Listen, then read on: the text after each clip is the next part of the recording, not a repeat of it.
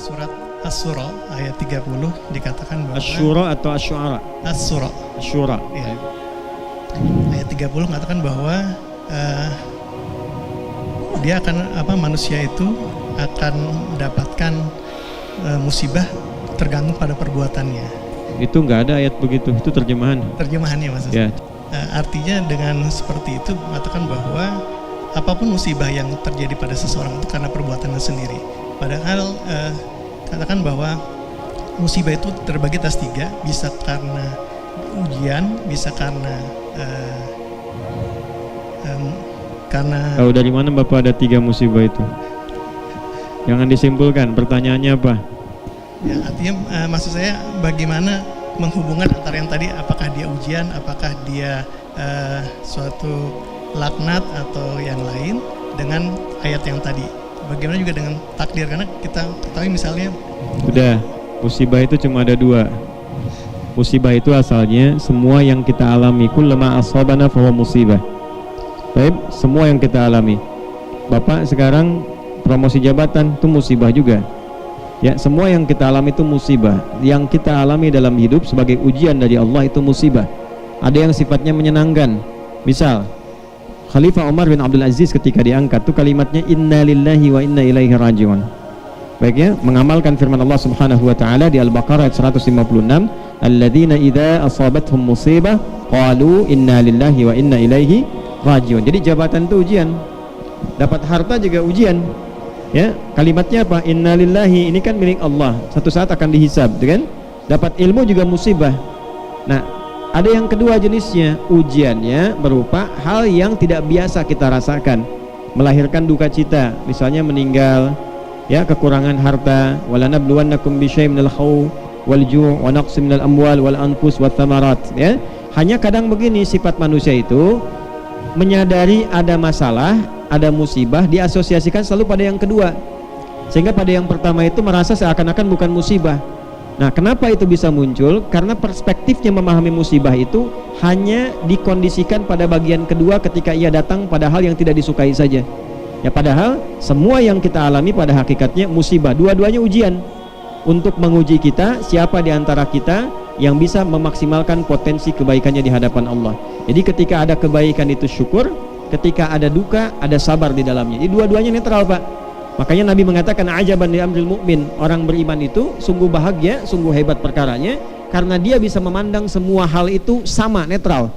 Ketika dia mendapatkan kebahagiaan dia bersyukur, dan ketika diuji dia bersabar. Jadi semuanya merasa ini ujian Allah saja, saya cuma jalani sampai saya meninggal. Jelas sampai di sini ya. Nah, apa kaitan dengan surat Asy-Syura ayat ke-30 tadi? Pada hakikatnya nggak mungkin diuji kecuali karena perilaku kita juga. Bapak misalnya milih pekerjaannya apa sekarang? saya dokter. Dokter, maka ujiannya di bidang kedokteran, Pak. Nggak mungkin ujian di bidang kepolisian, nggak mungkin ujian di bidang kemiliteran, pasti ujiannya di bidang kedokteran. Itu yang dimaksud pilihan hidup kita itu, disitulah ada letak ujiannya. Demikian juga hal-hal yang terkait dengan hal negatif. Orang yang korupsi, pasti ketika dia korupsi tertangkap, di penjara, yaitu bagian dari musibah dia. Bima sabat aidikum, ya, itu sebab dari perbuatan kalian sendiri. Jadi yang dimaksud ayat itu ada 2 bagian. Satu, pilihan hidup kita akan mendatangkan ujian bagi kehidupan kita yang sesuai dengan pilihan hidup kita. La yukallifullahu nafsan illa wus'aha. Jadi kita pilih di kedokteran, Allah akan uji dengan sifat-sifat kedokteran.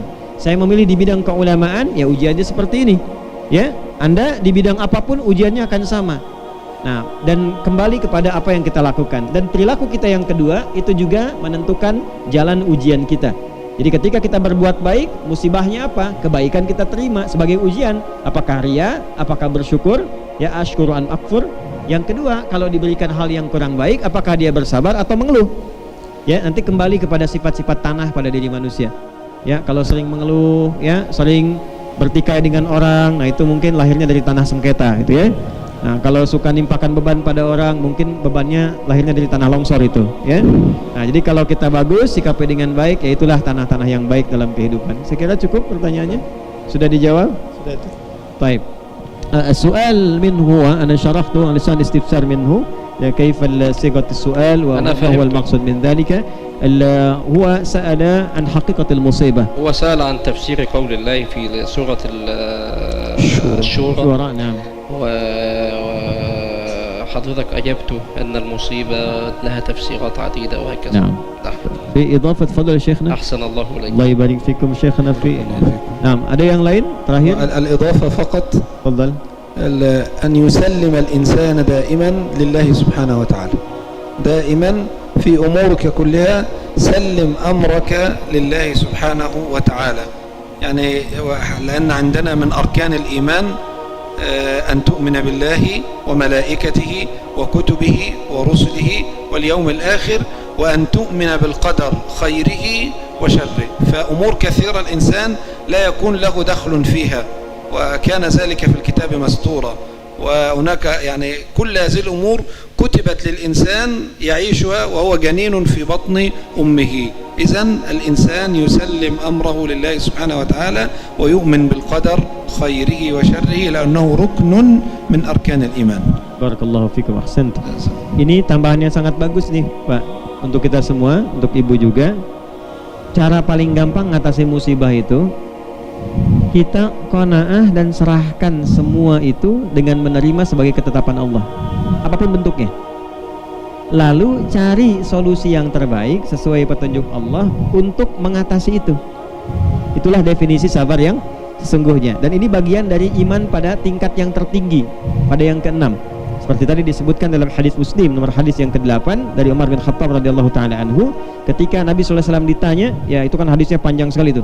Ya bainama nahnu julusun 'inda Rasulillah sallallahu alaihi wasallam ittala 'alaina rajulun shadidu bayadut thiyabi shadidu sawadi sya'ri la yura 'alaihi atharu safari wa la ya'rifu minna ahadun fajalasa ila an-nabi sallallahu alaihi wasallam fa asnada rukbatayhi ila rukbatayhi wa wada'a kaffayhi ila fakhidayhi fa qala ya Muhammadun akhbirni 'anil Islam. Fa qala Islam an tashhadu an la ilaha illallah wa anna Muhammadar Rasulullah wa tuqima as-salata wa tu'ti az-zakata wa tasuma ramadhana wa tahujja al-baita an istata'ta ilayhi sabila. Qala sadaqta.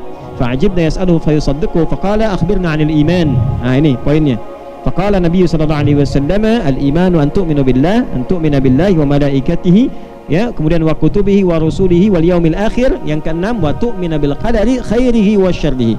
Kita itu lulus di yang 5. Iman pada Allah, malaikat, kitab, rasul, kiamat, yakin semua. Tapi giliran ada qada dan qadar suka nanya, ya Allah kenapa harus saya? Kenapa begini gitu kan? Nah, maka bagaimana caranya? Terima dulu, karena setiap yang Allah kasih itu adalah kebaikan yang sesuai dengan kebutuhan kita. Terima dulu. Kalau sudah bisa menerima, hati kita cenderung lapang. Allah kasih gelap, hujan, alhamdulillah, terima dulu. Nanti setelah itu pelajari apa hikmahnya di balik hujan ini. Manfaatkan waktunya. Jalan berangkat musibah, macet, betul, terima dulu. Karena bikin status pun tidak menghentikan macet. Ya, terima dulu. Setelah terima, baru cari kegiatan yang produktif. Apakah membaca, apakah koneksikan dengan kegiatan yang lain. Maka dari itulah tadi beliau mengatakan, serahkan urusan kita dengan menerima itu kepada Allah. Itulah puncak keimanan qada dan qadar. Jelas ya? Allahu ta'ala a'lam bis-shawab.